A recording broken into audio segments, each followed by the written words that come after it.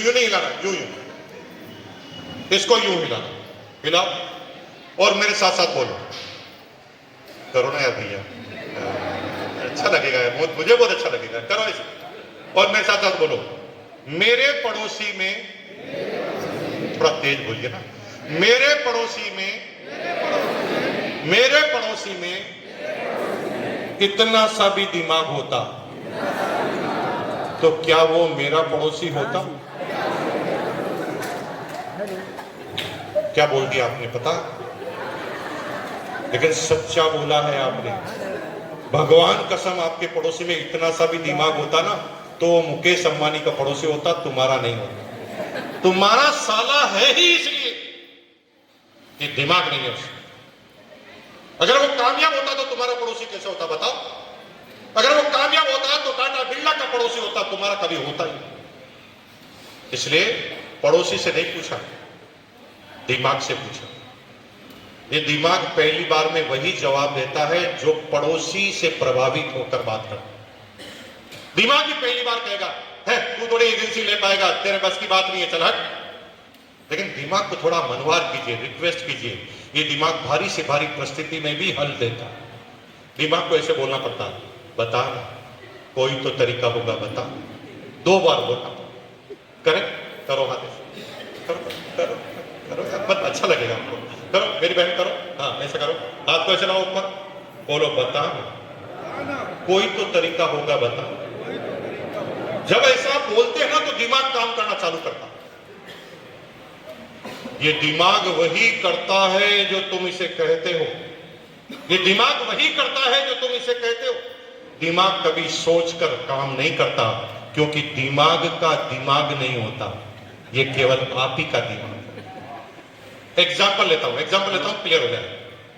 जैसे आपको बिजनेस किया, बिजनेस में आप इंसॉल्वेंट हो गए, दिवालिया हो गए, खूब लोग आपसे पैसा मांगते हैं।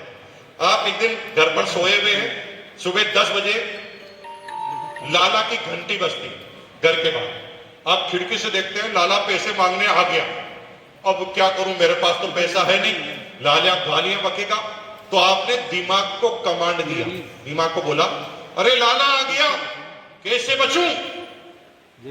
क्या कमांड दिया आपने? कमांड इसको दिया, कैसे बचूं? तो ये क्या बोलता? भाग जा। जो पूछोगे जवाब, ये तो नौकर की तरह काम कर रहा। आपने कहा क्या, कैसे बचूं? इसने कहा भाग जा। आपने कहा आगे से कैसे भागूं, लाला आ गया है। ये कहता पीछे के गेट से भाग जा। आप कहते पीछे के गेट से कैसे भागूं, फर्स्ट फ्लोर पे हूं। वो कहा बीबी की साड़ी बांधकर भाग जा। ये आगे से आगे जवाब भागने के देता, क्योंकि तुमने प्रश्न ही भागने का पूछा। अगर तुमने प्रश्न पूछा होता, मैं कोई चोर हूं, बिजनेस में लॉस हुआ है, पैसा नहीं दे पा रहा हूं, लेकिन नीयत खराब नहीं है, ईमानदार आदमी हूं, समय गलत चल रहा है, लेकिन मैं एक एक आदमी का एक एक पैसा वापस चुकाऊंगा, बोल दिमाग। ऐसी परिस्थिति में लाला से मैं क्या बोलूं? तो दिमाग आपको अब अलग तरह से कमांड देगा। दिमाग कहेगा लाला के पास जा, तूने नुकसान किया है लाले का, लाले का हक बनता है तेरे पे गुस्सा का। सिलेंडर कहां मिलेंगे? तो दिमाग ने कहा मिल ही नहीं सकते, बट मैंने कहा यार कोई तो तरीका होगा, बता ना। तो इसने बता दिया। इसने तरीका क्या बता दिया पता है? इसने कहा भारत में फैमिली की परिभाषा ही गलत है। हस्बैंड वाइफ को भी फैमिली कहते हैं, हस्बैंड वाइफ के 2 बच्चे हो जाए उसे भी फैमिली कहते हैं, हस्बैंड वाइफ के 10 बच्चे हो जाए तो उसे भी फैमिली कहते हैं, हस्बैंड वाइफ के साथ माँ बाप रहते हैं तो उसे भी फैमिली कहते हैं। यानी 25 आदमी हो तो भी फैमिली, और 2 आदमी हो तो भी फैमिली। तो एक फैमिली को 2 सिलेंडर मिलते हैं, जिनकी बड़ी फैमिली होती है उनके दोनों सिलेंडर काम आ जाते हैं। लेकिन जिसकी फैमिली में अभी हस्बैंड वाइफ ही है, उनको भी 2 मिलते हैं, लेकिन काम एक आता है। मैंने पूरे मोहल्ले की लिस्ट बना, कौन सी छोटी फैमिली। महिलाओं के लिए खुशखबरी, हर महीने नई साड़ी कैसे खरीदे जानने के लिए पूछे कैसे, और फिर उस पेपर में 2 छेद कर, ताकि हम मुंह के आगे पोस्टर लगाएं तो सामने वाले को कुछ नजर नहीं आए और हमें सब कुछ नजर आए। हमने प्लान बना दिया, 11 बजे तक का वेट करते थे। 11 बजे सारे अंकल ऑफिस या दुकान पर चले जाते थे, आंटी अकेली घर पे बसती थी, हम जाकर घंटी बजा देते थे। आंटी बाहर आती और कहती क्या है, हम पोस्टर खोल देते थे, वो पढ़ना चालू करती थी, लेकिन जहां पर भी साड़ी लिखा होता, लेडीज की शक्ल पर ऑटोमेटिक मुस्कुराहट आ जाती। सच बताओ है कि नहीं? साड़ी पढ़कर वो मुस्कुराती थी, मुस्कुराते ही हम समझ जाते थे साड़ी पढ़ लिया। वो हमें प्रश्न पूछती थी हर महीने।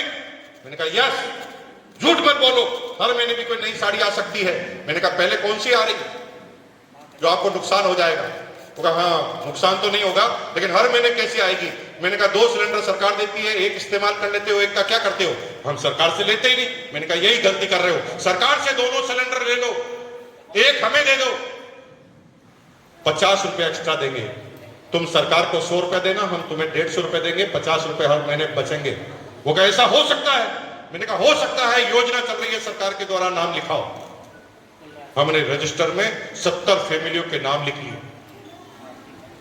वो बेवकूफ आदमी थे जिन्होंने 1 करोड़ में एजेंसी ली थी।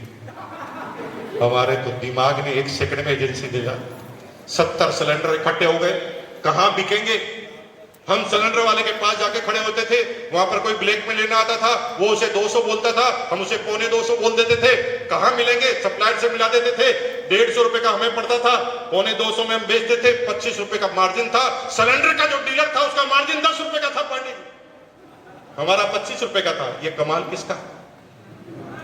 कभी लिया है इसका इस्तेमाल? करो ना यार मेरे भाई, आपको एक बार करो, बोलो बता। जीवन में कभी भी कोई समस्या आ जाए तो पड़ोसी से नहीं पूछना, अपने दिमाग से पूछना। बताना, कोई तो तरीका होगा बताना। और हुआ ये कि मैंने 11वीं क्लास में मेरे टीचर से ज्यादा इनकम चालू कर दी।